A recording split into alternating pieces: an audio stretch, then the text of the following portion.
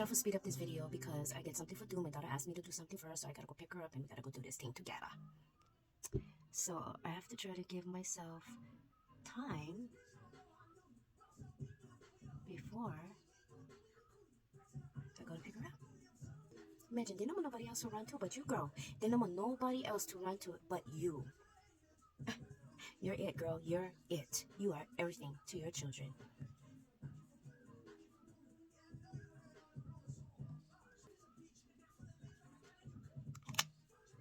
You know, we always have to have a clear mind. We always have to be thinking on our toes. We always have to pay attention to what our kids want from us. We always have to be thinking of, oh, okay, well, this bill is coming up. That bill is coming up. We got to do this week. Oh, my gosh, we don't have milk. Oh, no, my kids need milk. Oh, we don't have bread. Oh, no, shucks. Shit, we got to buy pads. Oh, okay. You are it. It takes some work for women to maintain as they age. I'm so serious. Not just appearance and all that kind of stuff, but your physical self as well, but also your mental health. Especially because we don't have a man to maintain it for us. I wanted to address something, and it's nothing bad, but this is just me. This is just me as a 50-year-old woman. There's so much crazy emphasis on the fact that a woman is single and saying that if she's single, if she's this, if she's that, if all the good girls are this and all the good girls are that, and you know, all that kind of stuff. It tells me that there are men out there looking for a good woman. But the thing is, everybody wants a good person in their life, right? Everybody wants someone good for them. But the thing is, are you willing to accept their flaws? Are you willing to accept their faults? Are you willing to work around that? I don't know why men and women think that, oh, what they're showing you now is always going to be that way. No, it's never going to be always that way. You know, in the beginning, when they do the love and all the, oh, honeymoon phase and all that, it's not going to be like that forever. I don't know why people be acting like that. The first thing we got to realize is that everybody has gone through some bullshit in their life, especially at my age. All the men and women my age, even 40s, 30s, you know, they've been through some shit. And, you know, we have to acknowledge that everybody has been through some stuff. And even though there's different levels of bullshit that they've been through, not all of them can deal with it the same way that one person might deal with one thing. So if one person deals with one thing and another person deals with the same kind of situation, that doesn't mean that they both have to accept it and deal with it the same way. Why? Because we're different people. You should never ever compare yourself to somebody else. Well, they're going through something worse than I am, even though they're dealing with the same thing. Because it dismisses what you cannot handle. And you're telling yourself, well, you know what? Okay, yeah, you can have empathy for that couple, whatever. You can be like, yeah, you know what? They're going through something worse, whatever. You can have empathy for that, but guess what? You don't have to dismiss yourself. I always used to be told, you know what, they're going through something worse than us, so what we're going through is nothing. You know what that does? That invalidates my feelings. That means you're not willing to work with my emotions and understand where I'm coming from. You know, you can have empathy, like I said, but their situation not going to help yours. So remember, yes, it's good to remember that people are going through worse things than us. But guess what? We're the ones living in the moment of what we're dealing with, so we got to deal with it. Whatever it is, however we got to resolve it, however we got to work it. Oh yeah, basic. Everybody handles situations differently, and we definitely have to keep that in mind. So don't feel bad if you are having a hard time with a situation and you're trying to deal with it, okay? Don't feel bad about it. Don't let anybody ever invalidate your feelings. It's your feelings. It's your feelings. It's your thoughts. It's your opinion. It's your situation. It's your experience. Nobody else got to deal with them. Only you, girl. So when I used to journal, okay, when I used to journal a lot, I would always begin with announcing my feelings, actually writing it on paper, saying words like, I'm so pissed off right now, I'm so hurt right now, I'm so confused right now, I'm angry, I like beat the fuck up, whatever you want to write, okay? You want to do that because what? You want to acknowledge your feelings. This is self-validation, okay? Acknowledging your feelings. What happens when you acknowledge your feelings, you're recognizing your emotions, you're recognizing that this is how you feel.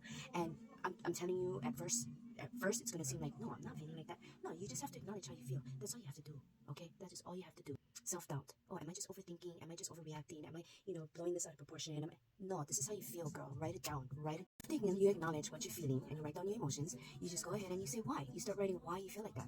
Why do you feel like that? Okay, maybe you're mad because he said something, or she said something, or they did something, or whatever. You know what I mean? You just write down why. Why?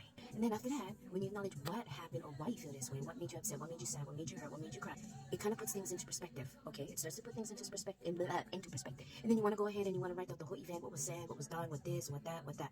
And you know what? At this point, you can stop. It's maybe 3 paragraphs. You can stop and reread it. At this point, you start reevaluating your emotions and you're like, wait, I wasn't really that upset. But you know what pissed me off?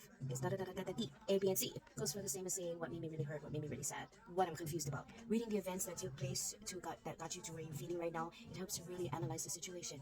And what you're doing is you're creating a balance between your mental state and your emotional state. And then in turn, guess what? You'll learn to pick and choose your battles.